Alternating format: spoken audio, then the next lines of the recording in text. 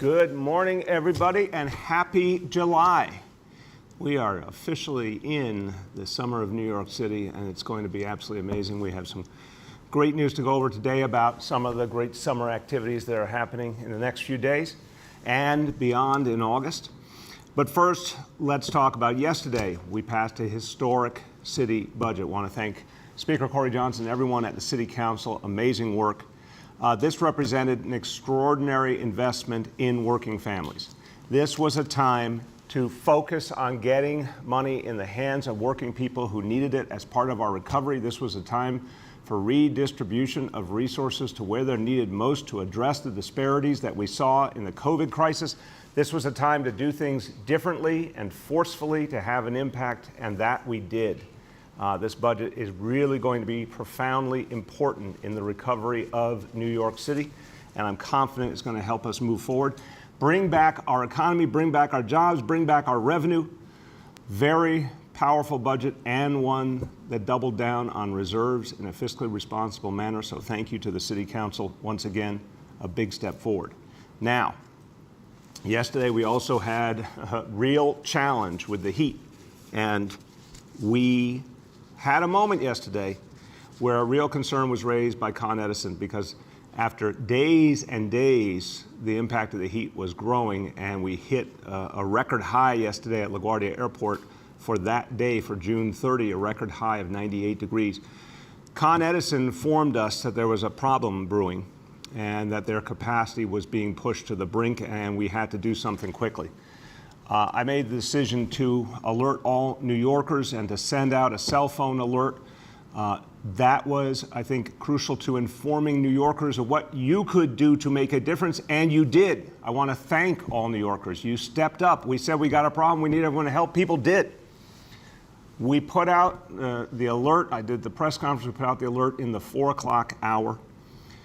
Within 2 hours after, there was a 476 megawatt usage drop citywide. 4 hours after the alert went out, a 1,062 megawatt drop. This is really important. I'm not saying the alert was the only reason, but clearly it was a big part of it. Over 1,000 megawatt drop, that's enough energy to power over 1 million single-family homes, to give you perspective. What this says is New Yorkers heard the alert. They understood that it was in their interest and everyone else's interest to immediately power down everything they could. They went and did it immediately and saved us from the danger of power outages. This is really important. Thank you to all New Yorkers who did that. It's a reminder. I hope it'll be the last heat wave of the summer, but I don't have that confidence yet. I think we're going to be dealing with these challenges more and more in the years ahead. And people hearing the alarm and acting on it quickly will be absolutely necessary. So this was a very good test of New Yorkers' willingness and ability to jump in and solve immediate problems. We got bigger issues we have to address, to say the least, but thank you to everyone who helped us get through this immediate situation.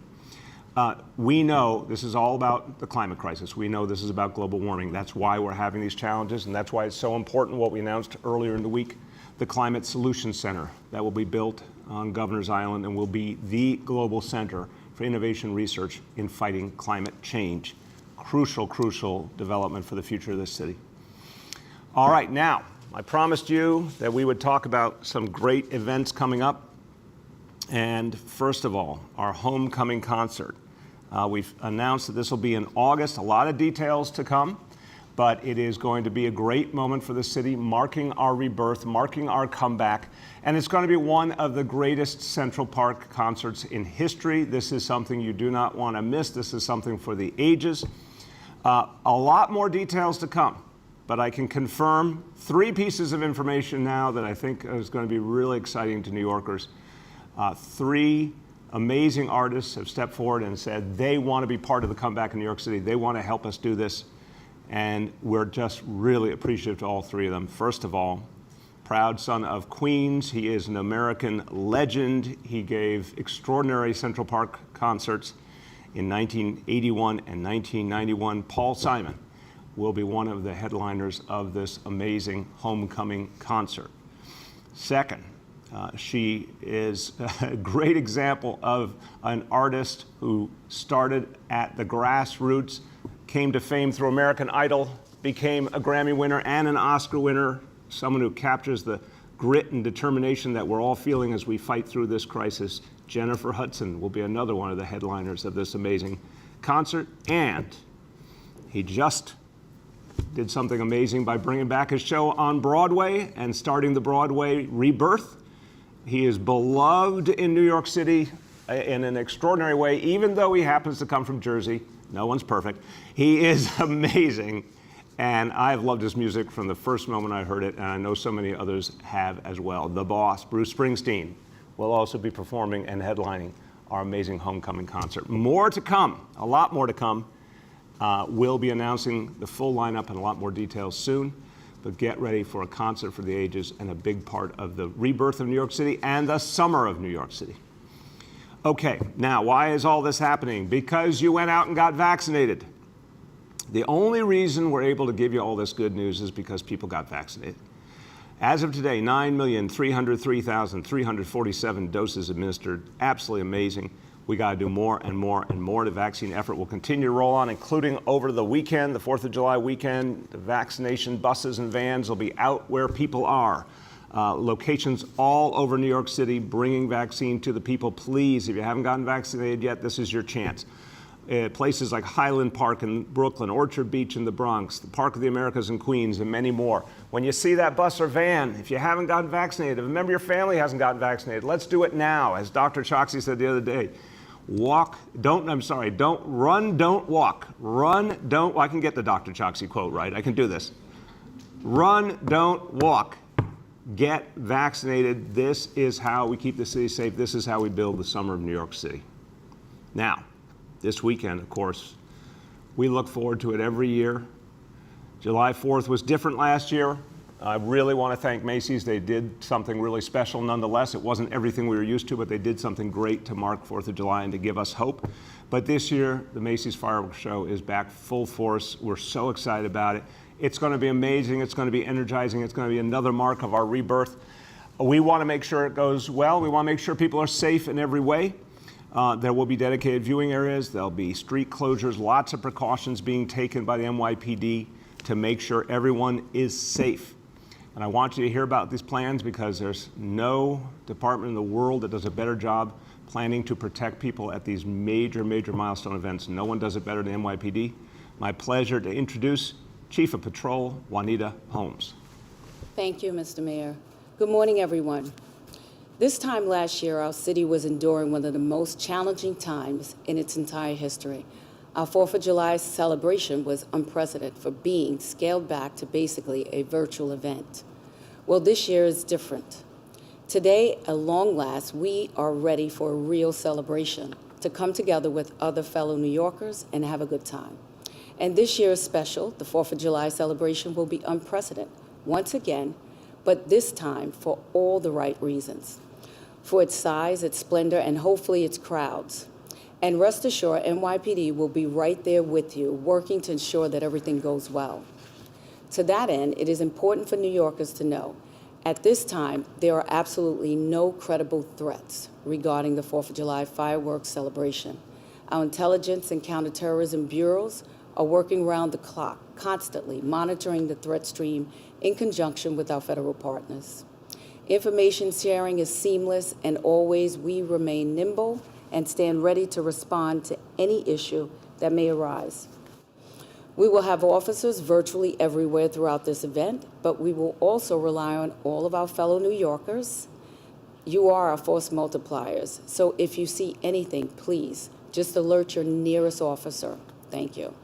Beyond our uniform officers, we will also have some plainclothes officers out there and other protective resources that will remain unseen. Additional support will come from our K-9 teams, the bomb squad, emergency service unit, the harbor patrol with our many vessels deployed throughout the waterways, as well as our aviation keeping a watchful eye from above. On top of all this, as always, we will maintain our counterterrorism overlay. Viewing areas will be based on placement of the barges this year. Designated areas will include the FDR Drive from 14th Street to 51st Street.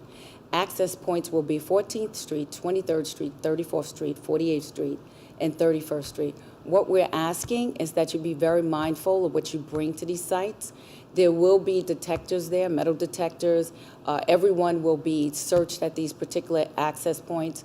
You're not allowed to bring any backpacks, large blankets, seats, umbrellas, naturally, and no alcohol if you're going to enter these access points. Of course, we want you to stay hydrated, but please, no alcohol. To that end, we encourage folks not to come out too early. Reason being is because we're going to start to shut down traffic at 2 p.m., but closures will go into effect at 3 p.m. Fireworks are scheduled to start at 9:30. Therefore, at 6:30 is when you'll be allowed access to these particular entry points. Please take public transportation. It's going to be very difficult to get around the city between 2 p.m. and 2 a.m. Something different this year, we're actually stopping vehicular traffic on the Williamsburg Bridge as well as the 59th Street Ed Koch Bridge. So just so that you can be aware of that. And we just want everyone to come out and have a great time. NYPD will be there, and this event should be very special, especially with all that we've been through. So please, come on out, be safe, enjoy the events. Thank you very much, Chief, and thank you to you and all the men and women of the NYPD for the amazing preparations you've done and the work you're going to do to keep us safe this weekend. Thank you very, very much. Now, everyone, just a programming note, this will be our last press conference before Tuesday, because Monday, of course, is formally a holiday, so we'll be back with you on Tuesday, but I want to wish everyone a really, really wonderful holiday weekend, and it is, again, it's a holiday weekend. That's going to be great to begin with. It's the summer in New York City. That's great, but it's also a time, as Chief said, to think about how far we've come. It's going to be beautiful to have this big celebration, to be back together, to recognize that we every single day are overcoming COVID. So congratulations to everyone for how far we came and are going to continue to go, and let's celebrate this weekend. And what a perfect time to go over our indicators. Number one, daily number of people admitted to New York City hospitals for suspected COVID-19. Today's report, 62 patients, confirmed positivity, 10.45%. Hospitalization rate today, 0.28 per 100,000. Number two, new reported cases on a 7-day average. Today's report, 194 cases. And number three, percentage of people testing citywide positive for COVID-19. Today's report on a 7-day rolling average, 0.69%. I'm going to say a few words in Spanish on the topic of the July 4th celebration. Cada vacuna, cada decisión que tomamos para proteger a nuestros vecinos nos trajo a este momento. Este 4 de julio, vamos a celebrar todo el progreso que hemos logrado. Disfrute su ciudad este fin de semana. Nos veremos de nuevo el martes. With that, let's turn to our colleagues in the media. Please let me know the name and outlet of each journalist. Good morning. We will now begin our Q&A. As a reminder, we are joined by Chief of Patrol, Juanita Holmes, Executive Director of Citywide Events, Dan Gross, Commissioner of Office of Emergency Management, John Scrivani, and Dr. Mitch Katz, President and CEO of New York City Health and Hospitals. Our first question for today goes to Julia from The Post. Hey, good morning, Mr. Mayor. Hope you're doing well. How you doing, Julia? I'm doing good. Couple questions for you. The first one about the budget. I'm wondering why you didn't heed President Biden's advice to use stimulus funds to hire more cops or invest in more immediate crime-fighting strategies to address spiking violence instead of just preventative ones. Yeah, Julia, my understanding of the facts of what the president did was he specialized that to certain cities that were dealing with challenges greater than ours. But what we did here was strike a balance. We had a lot of different needs to make sure we could bring the city back. We had to think about bringing back jobs. We had to think about bringing back schools. Obviously, the constant focus on fighting COVID once and for all, getting rid of it from our city. And, of course, public safety. A lot of investments in community-based solutions and keeping the NYPD at a strong level. So I think we really struck that balance here in this budget. Go ahead, Julia. Okay, thanks. Yesterday, you were very vocal calling for changes to the BOE. but in 2017, you, along with the governor and labor unions, actually fought against a constitutional convention that could have reformed the agency. Do you regret that now? Not at all. A constitutional convention, unfortunately, with the rules that exist today in this country related to expenditures by corporations and wealthy individuals, because of the Citizens United case, I think you could have seen some really bad outcomes simply because of vast campaign spending to make changes in what is in many ways a very good and progressive Constitution. I do not regret it at all. That said, I think we need to have an item put on the ballot, which I think the public would absolutely agree with, to depoliticize all our boards of elections. It's time to make them modern managerial agencies like any other government agency. There can be smart checks and balances in place, but the notion that they are partisan entities is outmoded, and we keep seeing it every time. This Board of Elections can't do the job. It needs to be torn down, and a new approach needs to be taken. Our next question goes to Yoav from the city. Hi, Mr. Mayor. I wanted to ask you about the budget. My understanding is that some federal stimulus funds were used for the expansion of 3K, and so please correct me if I'm wrong, but my understanding is also kind of budget 101 is that you don't pay for recurring costs with one-time allocation. So if that was done, why is that an acceptable way to do it? We're absolutely convinced about a few things, Yoav. I appreciate the question. First of all, 3K is essential to the future of New York City. Kids learn best between the ages of 0 and 5. That's what the science tells us. And yet, before this administration, education for the vast majority of kids started only when they were 5 and older. So we said, let's reach kids when it'll make the biggest impact on their lives. There's so much research that shows early child education works. It's the best education investment you can make. So reorienting our entire education system earlier is crucial. I'm going to be very proud when this administration is over that we will have added 2 full additional grades to our public schools to help all our kids. That has to happen. Now, the good news is we see recurring revenue coming in now because of the decision of the state legislature to honor the Campaign for Fiscal Equity case. That's going to be constant from this point on, that revenue. I'm also convinced they're going to keep focusing on education investments going forward. I'm absolutely convinced the Biden administration will as well. So you're going to see those supports, but you're also going to see increased city revenue, the growth in the economy everyone sees. That's going to manifest as more and more city revenue in the years ahead. That's going to allow us to support something we absolutely need, which is 3K for all.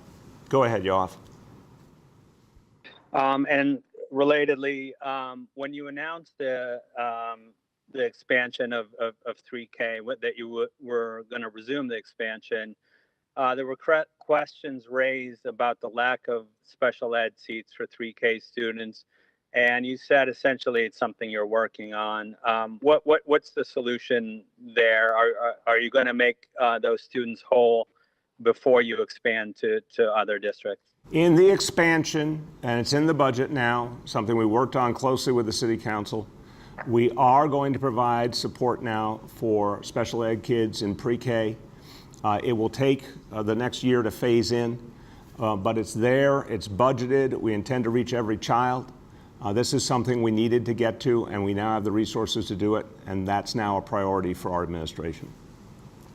Our next question goes to Marla from WCBS 880. Good morning, Mr. Mayor. I lost my connection, so I'm not sure if you answered this yet, but this is with regards to the Macy's fireworks display. You had said a few weeks ago that there will be areas for vaccinated and non-vaccinated spectators. Is that still part of the plan? And if so, how will it be enforced? Yeah, the situation, Marla, has been evolving. Obviously, I'm going to turn to Dan Gross, who's our executive director for citywide events and is doing a great job with his team putting together these events. We literally have been week by week receiving more and more information. Our healthcare leadership's been analyzing it. The federal and state rules have been changing, so it's been an evolving situation. The good news is things are more and more normal all the time. Dan, could you speak to how that's going to be handled? Absolutely. Thank you, Mr. Mayor. Just a couple quick updates. We've revised the executive order as it relates to outdoor events. That guidance is going to be announced relatively soon. For the purposes of the 4th of July fireworks viewing areas, we are going to be opening that up to those individuals that are both vaccinated and unvaccinated, with the only stipulation being if you are unvaccinated, it is strongly encouraged that you wear a mask. Thank So you. we're going to be reverting back to a posture of past 4th of July fireworks viewing areas. That's great. Thank you very much, Dan. Go ahead, Marla. And just in terms of enforcement, do you expect to have the NYPD, looking at who's masked, who's unmasked, dealing with any issues that may turn up because when you have a large crowd together, there may be some discomfort. I don't know. Is this something where you would have officers sort of policing the pens to avoid any conflict or problems? Yeah, I'll turn to Chief Holmes, but I'll just say up front, no, I think we're in a very different status right now, Marla, as Dan Gross just said. We obviously, people are adults. We're telling them if you're not vaccinated, it's wise to wear a mask to protect everyone around you. We're encouraging that. But we also, thank God, know that the number of people vaccinated in the city has grown every single day. And just to give you perspective, we now have 4.2 million fully vaccinated New Yorkers, 4.7 million who've gotten at least the first dose, and that obviously gives some real protection. So, and it keeps growing like tens of thousands each day. So that's fantastic. But our message is clear to folks. Come out and enjoy this. If you're not vaccinated, we're sending you a message to be smart about it. But we're not expecting to have a heavy hand here. Chief, you want to add anything? Yes, so there will be strong deployment, but not to enforce masks. Most people are vaccinated, and those that feel uncomfortable are welcome to wear masks if they like. But that's not what we're going to be there for. Thank you very much. Our next question goes to Henry from Bloomberg. Hello, Mr. Mayor. How are you doing today? I am doing well. Henry, how you feel? Happy July to you. Happy July to you, too. July 4th. Fantastic. Big party this weekend. I'm not divulging the location. Okay. Anyway, let me... Hey, wait, now I want the entire press corps to find the location of Henry's party.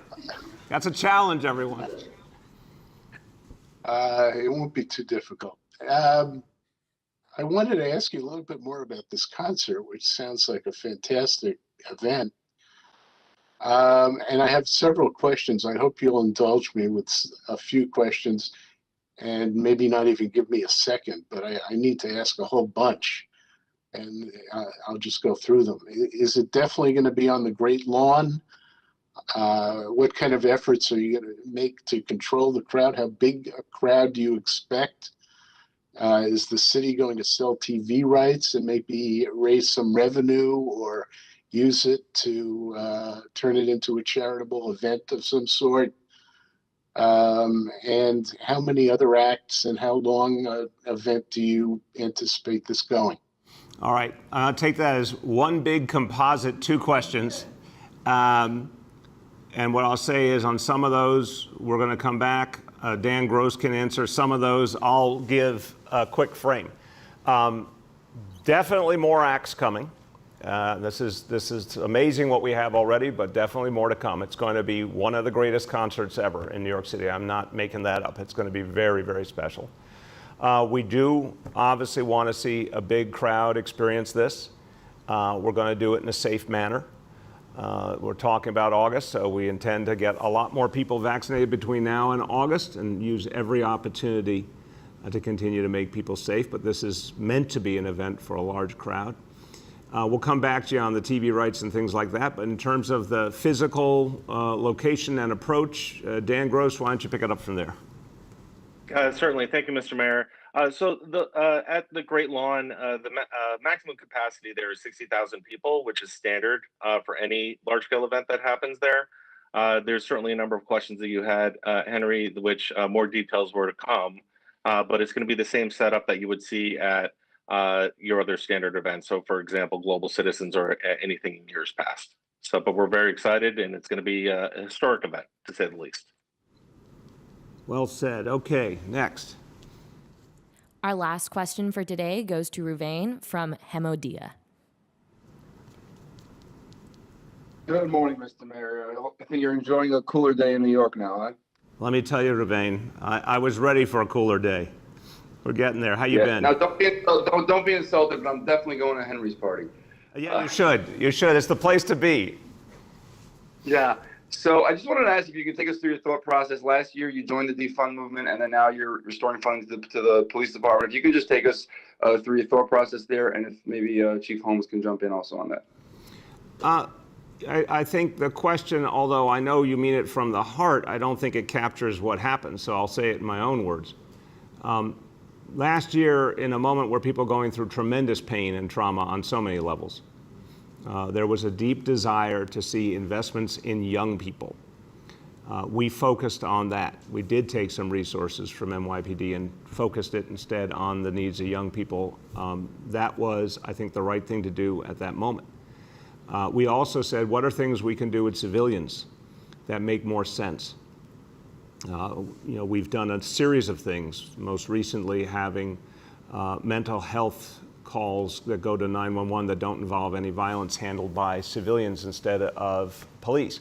There's examples like that that are just about smart shifting of responsibilities. But we also set our police force at 35,000 officers, which is a strong police force able to handle the needs of this city. This year, we said, we're going to keep it at that level, and we adjusted a few things. The reforms we made in March, which I think were profoundly important, that took some funding to implement and really represent another step forward. And we were honest about overtime. We did end up saving a lot of money on overtime, but we needed to put some more back to actually make things function well, and we did it in this budget. So to me, Ruben, it's all about striking balance, and that's what we've done here. Go ahead. The Campaign Finance Board ended up spending over $100 million in matching funds. Some of these were really fringe candidates that barely got any part of the vote. I'm wondering what you think of this. Is this an appropriate use of the funds, and should there be any reforms? Also, I had asked if Chief Holmes could respond to my previous question, so maybe she can also. Sure. Okay. I'll come back on your Campaign Finance Board question. Chief, you want to add on the previous? Yeah, so I'll add in this respect. So like the mayor said, naturally, there are a lot of reforms that were put in place, especially those involving the youth. I'm launching a citywide youth Blue Chips mentorship program for the children tonight at 3 p.m. in Queens. I don't know if you'll be there, but if you can, it'd be nice. In addition to that, community solutions. When we speak about community solutions, that involves taking officers off patrol, sitting down at the table with the community, elected officials, clergy members, and prioritizing community concerns, and then coming up with a solution together jointly. That's an officer that's not out in a position of keeping people safe. So therefore, we do need funding to make sure that those programs or those reforms are kept in place and move forward. Thank you very much. Ruben, to your question about campaign finance. Look, I'm very proud of the fact that we changed our campaign finance system to end the reality of candidates needing to be dependent on big donors. I think there's a lot of concern for years and years that if the only way people felt they could get elected was to turn to big donors and be dependent on them, that's not healthy for a democracy. So we said, okay, let's create a system where from mayor on down, you could run for office and never talk to a big donor. Just go out, get the maximum grassroots donations, get matching funds. That system functioned really well here, and I think that's the shape of things to come. We should always evaluate year after year and see what's happening, if there's any tweaks we need to make. But I think the broad strokes of this made sense. We had the most representative field of mayoral candidates we've ever seen in history. We now will have more women in the city council than ever before. I think there's a lot of good results already we see from this election process, and I do think it's related to the fact that we opened up the process by making it easier for grassroots people to run, not just those who had money or connections. So I like what I see. We should keep an eye on it year after year if there's any tweaks, but I think it's really been a step in the right direction for New York City. And with that, everyone, I want to wish you a wonderful 4th of July weekend. Everyone, have a great time, stay safe, and enjoy the summer of New York City. Thank you.